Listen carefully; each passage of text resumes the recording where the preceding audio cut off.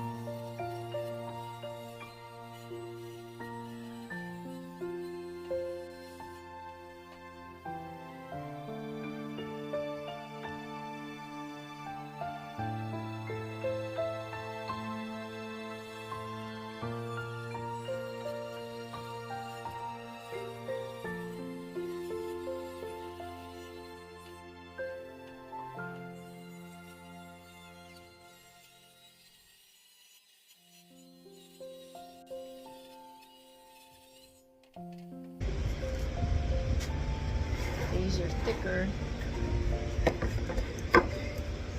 This, I need to plane these down to match this thickness.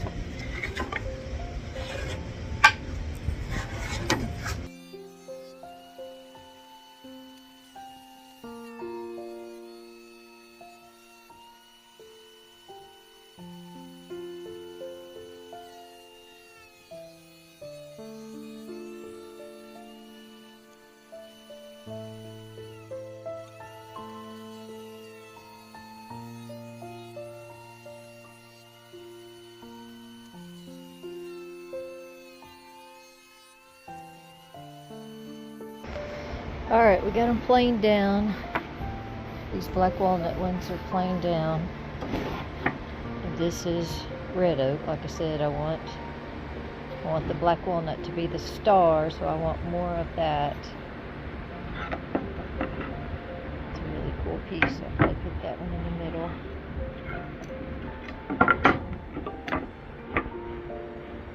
I have to cut them down to size and glue them together. Clamp them and leave them for a long time, let them dry. We now have our pieces of wood cut, pretty much all the same. So we don't have to worry about it being perfect because we can, once it's done being glued, we'll still have to do some final cutting and run it through the planer and smooth it out. So, what I've like to do, found that I like to do now, is I like to let my glue dry a little bit so that it becomes almost like pasty, because I can easily then just run it over like I'm tiling or mudding, because you really have to make sure you get a lot of glue in there. And so like I said, I keep some glue in one of those big, like, gallon jugs, and I just kind of let it get thick. It really doesn't take a lot of time because out in the heat it just gets thick pretty quick. So just, like I said, put it on very liberally. You want lots of glue on there.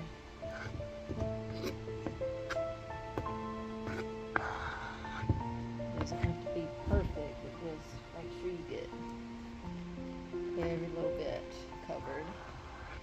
And it'll squeeze out what it doesn't want once you clamp it.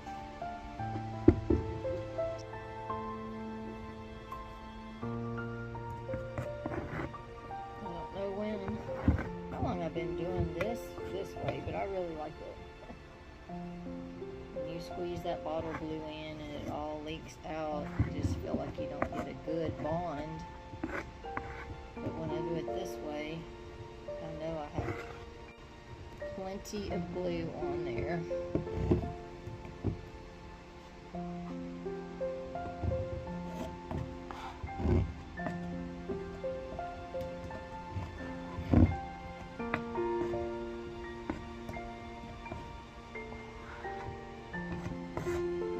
Take a long time for this to dry, so I don't know when we'll see the second part of this video, but you just get them kind of lined up. Like I said, you'll be able to square it up once it's all dry.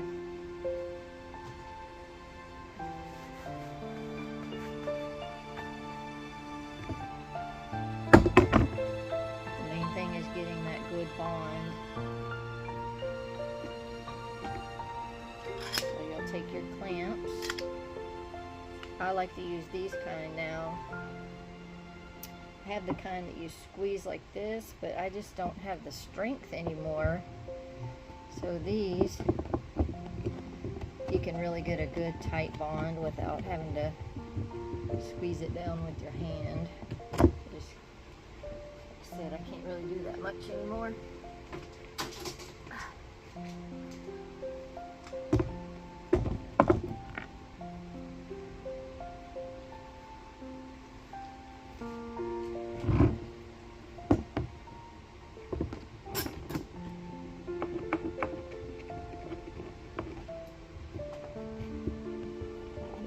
To get it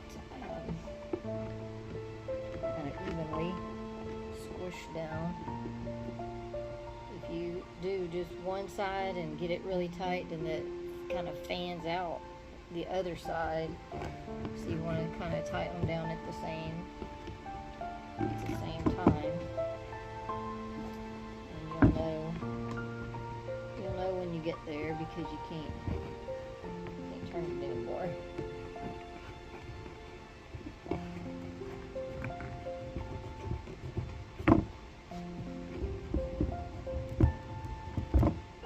will kind of kick up a little bit, so I'll have to get a hammer, tap that down.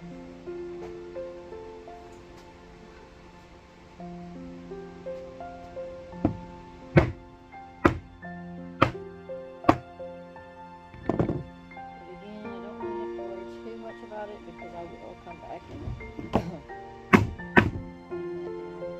Once I get the ends really tight, I like to come back and put one in the middle, just in case the boards are bowed.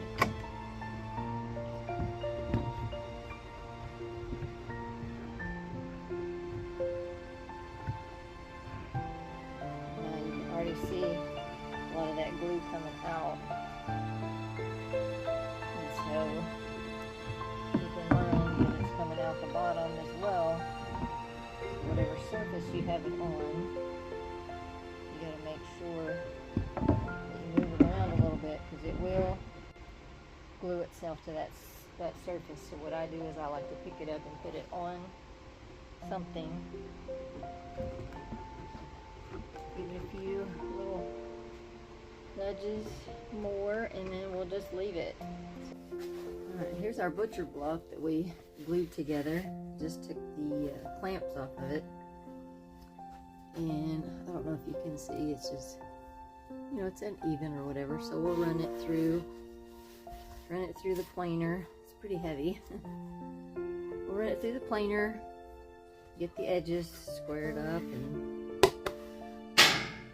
put some butcher block oil on there, and it'll look beautiful. Today we're going to finish working on our butcher block.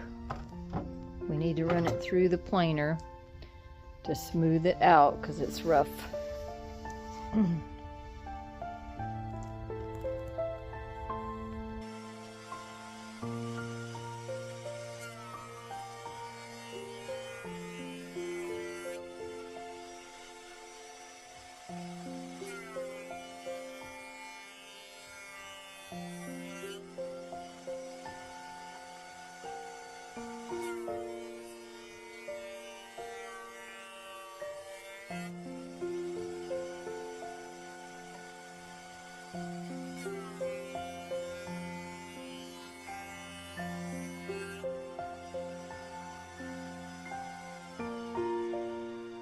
Pretty smooth.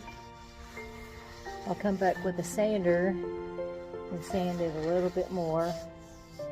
We've got some kind of big holes and divots and things in there, which for this wood is just normal. But I might come back and put some wood filler in there and then sand it a little bit more before I oil it. Because if you're using this as a chopping board, you don't want it to have, you know, holes in it. So we'll see about that. Alright, here we are with my favorite wood filler. Again, I just love this stuff. And the fact that it dries so quickly is very, very, very handy. So just some of these holes that, divots, whatever, cracks, just want to fill them in.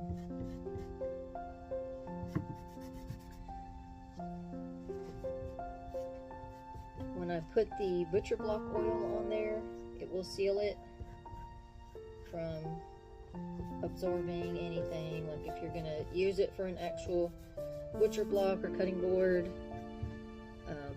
all you have to do is keep it oiled, and you don't have to worry about things, you know, seeping or soaking in. That's the whole point. I like this stuff, but it's full of alcohol, and it really makes me cough. Try not to cough right now. But we'll get it in there, get it in the little cracks. And there's always going to be one side, well, in my case, I usually find one side that I like better than the other.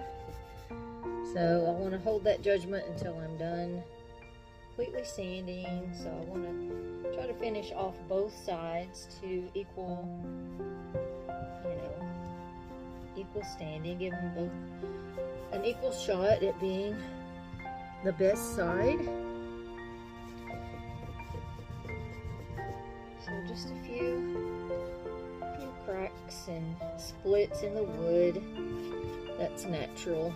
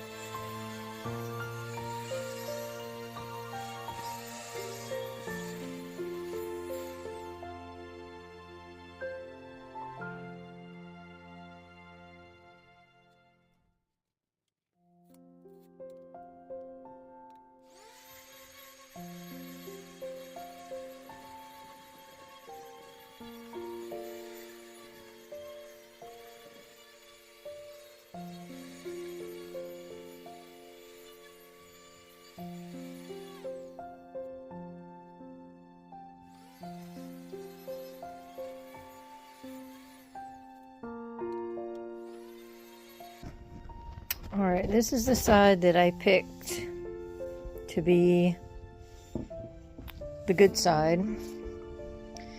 And if you noticed, I was switching back and forth. If there was a rough spot, I would get it with the heavier grit, and then I would go to a finer, which 220 is the finest that I have. But it just more kind of polishes it off, makes it really, really smooth. You can't feel like nothing. You can't feel any grooves or anything. So now we're going to take it to the studio. In these areas that I filled in, some of them, like in this knot right here, I don't really want that to stand out as being a different color. So what I'll do is I'll get a little bit of stain and put in there, and it'll darken that up, maybe the same as this here. And what that allows that to do is just kind of disappear. And then when I put the oil over it, some of them I don't mind, but if it's like obviously in a, you know, you don't want that to stand out as a streak across that knot. Okay, I just kind of wanted to show a little bit. I just get a really fine brush, get just a little bit of stain on there, and just kind of dab in that wood filler. Just basically want it to just kind of disappear. I don't want to really stain the area around it. Just want to try and get just the stain, just the wood filler, which can be hard. Just kind of knock them down a little bit where they don't like glare at you that it's a filled in spot. Now the oil is going to help, I promise. You'll see, like this is a really dark spot over here, and then it's that one little bright yellow. I don't want to see that.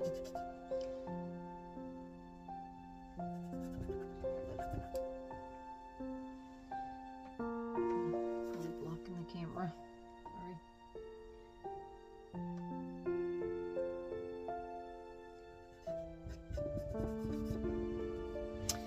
Okay. That's really all I wanted to do. Just give it a little touch there that wasn't making that stuff stand out. I really like that knot, and I like them to be highlighted, so knock this one down just a little bit. Okay, now I think we're good with that. Now all I use is, it's just butcher block conditioner, and it is for food grade. So I mean, this is exactly what it's meant for, so that you can actually use this for chopping block Oh my gosh, look at that reveal. Isn't that just beautiful? It's just crazy how beautiful that turns out.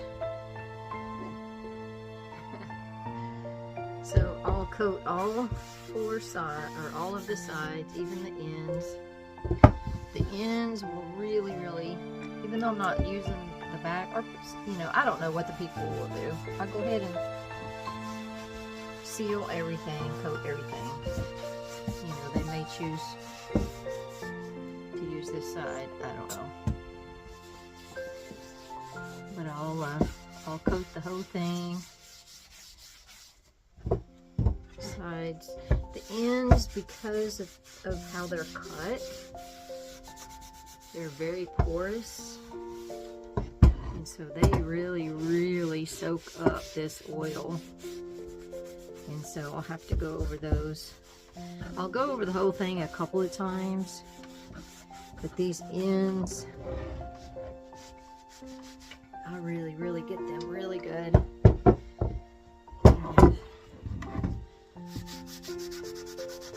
It doesn't really dry per se, but you can tell how it kind of soaks in the wood. So you'll be able to see it's really damp looking now. I'll let that sit for a couple of hours. This rag is just, you know, saturated because I use the same one every time. And so once I come back for the second and third, you know, go over, I can pretty much just use this cloth. And if I see anything also that stands out that I want to stain and cover up, I can do that on my second and third coat as well. So for all intents and purposes, this guy is done. Look how beautiful that turned out. I mean, just crazy. Adding a little bit of oil on there, and man, that just pulls that grain out. So thanks for watching. I hope you enjoyed this video, and if you're not subscribed, please consider subscribing. I'm enjoying making these videos, and I hope that maybe it inspires you to do a little woodworking or a little, you know, craft of some sort for your own home. And again, thanks for watching, and please subscribe.